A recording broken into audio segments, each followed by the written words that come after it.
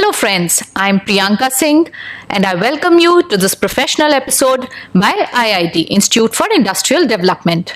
Friends, आज हम बात करने वाले हैं ई कॉमर्स के बारे में। तो आइए समझते हैं what is e commerce.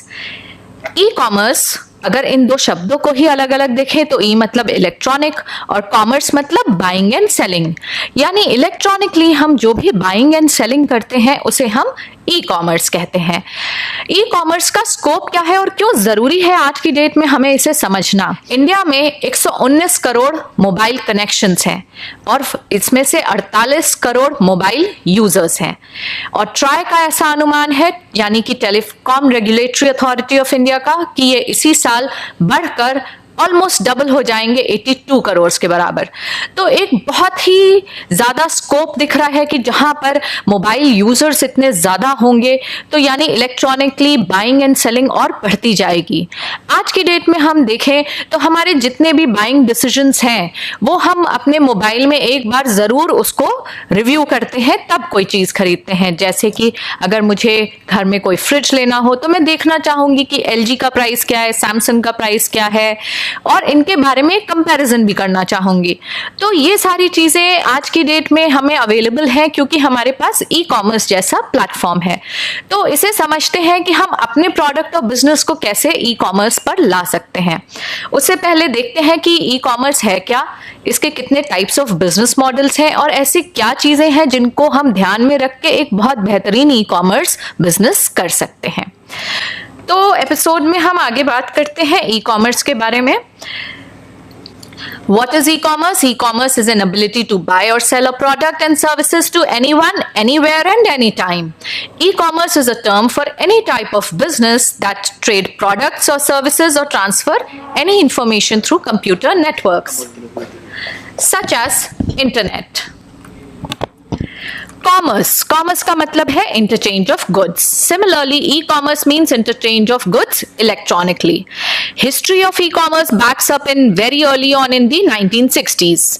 E-commerce became possible in 1991 when the internet was available for commercial users. Amazon and eBay are among the first internet companies to allow electronic transaction.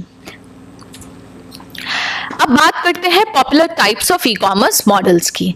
3 तरीके के ई कॉमर्स मॉडल्स हैं जो बहुत popular हैं। पहला business to business, B2B जिसे हम कहते हैं। दूसरा बिजनेस टू कंज्यूमर, B2C। और तीसरा कंज्यूमर टू कंज्यूमर यानी C2C। अब एक एक करके समझते हैं कि ये हैं क्या। B2C यानी बिजनेस टू कंज्यूमर मॉडल है क्या। यहाँ पर बिजनेस दैट सेल्स प्रोडक्ट्स और provide services to end user or consumer directly. Consumers can shop anytime, any day without bothering with business hours. B2C platforms वो है ई कॉमर्स के जहां पे डायरेक्टली एक बिजनेस ओनर एक कस्टमर को या अपने कंज्यूमर को, चाहे वो प्रोडक्ट ले रहा हो चाहे सर्विस ले रहा हो, डायरेक्टली वहां पर उसको सेल करता है और कस्टमर डायरेक्टली जाकर वहां पर बिजनेस ओनर से उन प्रोडक्ट्स को या सर्विसेज को अवेल करते हैं। और पॉपुलर B2C पोर्टल्स हैं क्या इंडिया में, जैसे कि IRCTC, Amazon, Flipkart, Jabong, Myntra, Pepperfry, Big Basket और Swiggy। ये सारे ही ई कॉमर्स प्लेटफॉर्म आपने जरूर देखे होंगे, जरूर सुने होंगे। कुछ नहीं भी तो IRCTC को तो हम सभी जानते हैं। ये क्या है, बिजनेस टू कंज्यूमर, यानी यहाँ पे डायरेक्टली एज अ कस्टमर मैं जाती हूँ और जो भी ये ई कॉमर्स प्लेटफॉर्म जिस भी प्रोडक्ट कैटेगरी में डील करता है वहां से मैं अपना प्रोडक्ट परचेज करती हूँ और उस साइट से बाहर आ जाती हूँ। IRCTC पे मैं जाती हूँ, टिकट्स लेती हूँ। Amazon, Myntra, Jabong, Flipkart, ये सारी जो साइट्स हैं ये बहुत सारे मल्टी प्रोडक्ट साइट्स हैं।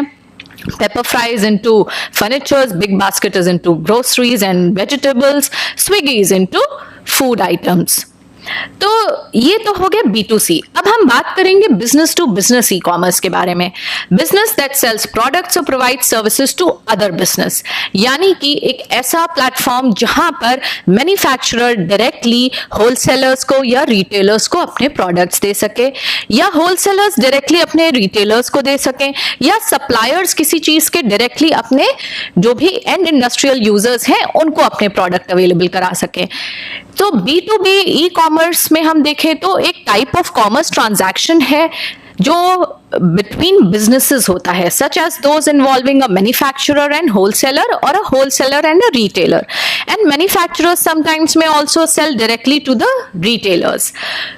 और B2B बिजनेस, B2B ई कॉमर्स के जो पॉपुलर पोर्टल्स हैं इंडिया में, Alibaba group, just dial, Sulekha, trade India and India mart and Amazon, ये सारे एक ऐसे बिजनेस पोर्टल्स हैं जहां पे बिजनेस टू बिजनेस ट्रांजैक्शन होता है। अब हम बात करते हैं C2C ई कॉमर्स के बारे में, यानी consumer to consumer. In consumer to consumer type of e commerce, one consumer has a direct link with another consumer through internet. यानी कि एक कस्टमर ही दूसरे कस्टमर को अगर सेल करना चाहता है अपने प्रोडक्ट को, तो वो डायरेक्टली इंटरनेट के थ्रू उस काम को कर सकता हो। इसका सिस्टम क्या है? बहुत सिंपल। कस्टमर है जो अपने प्रोडक्ट को बेचना चाहता है, want to sell the products, place an advertisement on a website, and another customer who wants to buy that product, that person goes on that website and place the order.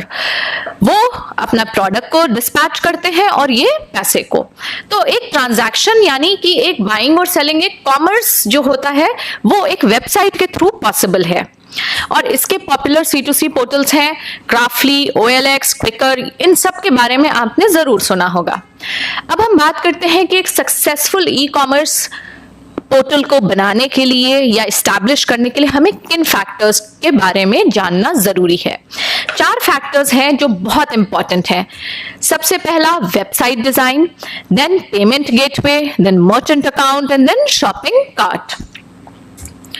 Website के बारे में बात करते हैं तो website क्या है? हमारी ई कॉमर्स पोर्टल का एक शोरूम है जहां पर हम अपने प्रोडक्ट्स को या सर्विसेज को, जो भी हम ऑफर कर रहे हैं उसके बारे में हम कंप्लीट डिटेल्ड नॉलेज देते हैं, उसकी कैटलॉग लगाते हैं और उसको अवेलेबल कराते हैं अपने यूजर्स के लिए या अपने बायर्स के लिए। Website must be professional, it must be attractive, it must be understandable for visitors. एक वेबसाइट हमारी जितनी ही खूबसूरत होगी, जितनी ही सुंदर होगी और साथ ही साथ इजी टू अंडरस्टैंड होगी, यूजर फ्रेंडली होगी, उतना ही हमारा ई कॉमर्स पोर्टल पे ट्रैफिक यानी विजिटर्स को आने का चांस बढ़ता है। फिर हम बात करते हैं पेमेंट मेथड की।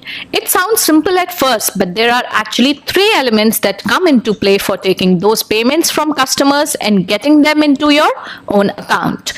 There are 3 major things in a payment method. One is a merchant account, second is a payment processor and third is a payment gateway. तो इनको समझते हैं कि मर्चेंट अकाउंट क्या है, पेमेंट प्रोसेसर क्या है और पेमेंट गेटवे क्या है। Merchant account, a merchant account is a type of bank account which is interlinked with your business account. It allows you to accept the credit card and take the money. Merchant account एक ऐसा account होता है दोस्तों जो हमारे business account से link हो जाता है। जो मर्चेंट अकाउंट है वो डिजिटल पेमेंट्स को एक्सेप्ट करता है जो वेबसाइट के थ्रू आ रहे हैं और हमारे बिजनेस अकाउंट में उसको ट्रांसफर करता है। अब हम बात करते हैं merchant account is a definition देख लेते हैं पहले।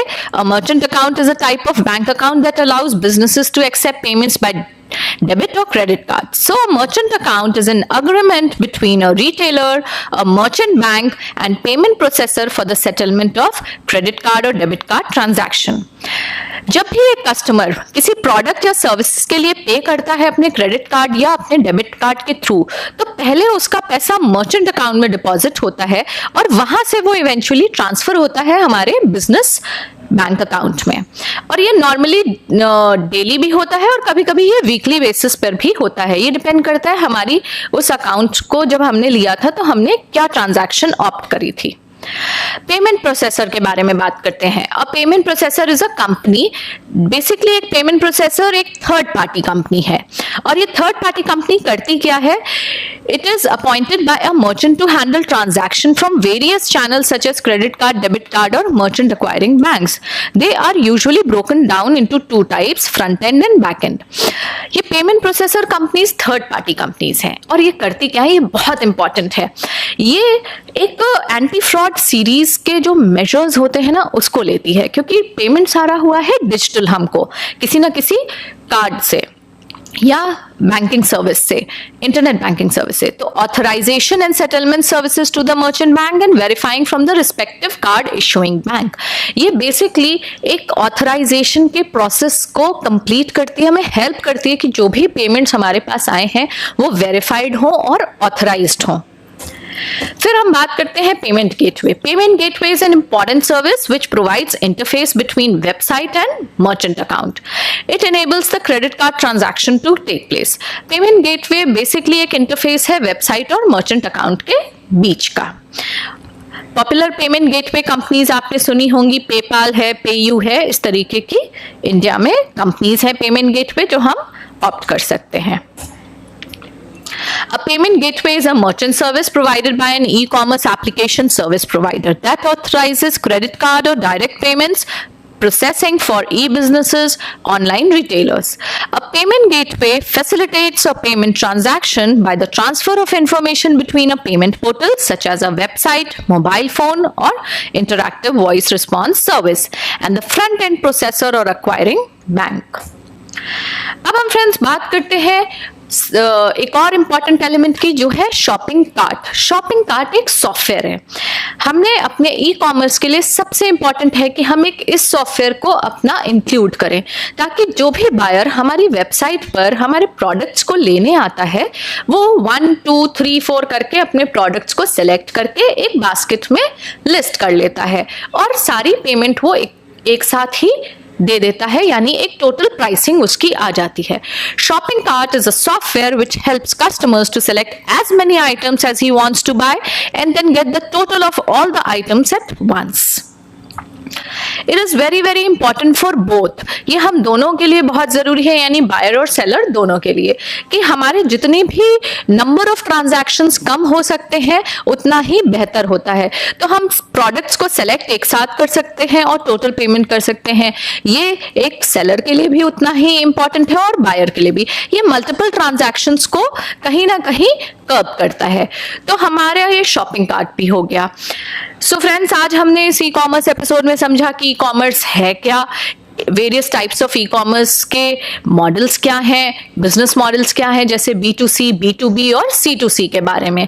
और हमने ये भी जाना कि इंपॉर्टेंट फैक्टर्स क्या हैं ई कॉमर्स के, जिनको अगर हम ध्यान में रखते हैं तो हम एक बहुत बेहतरीन ई कॉमर्स बिजनेस कर सकते हैं। Thank you.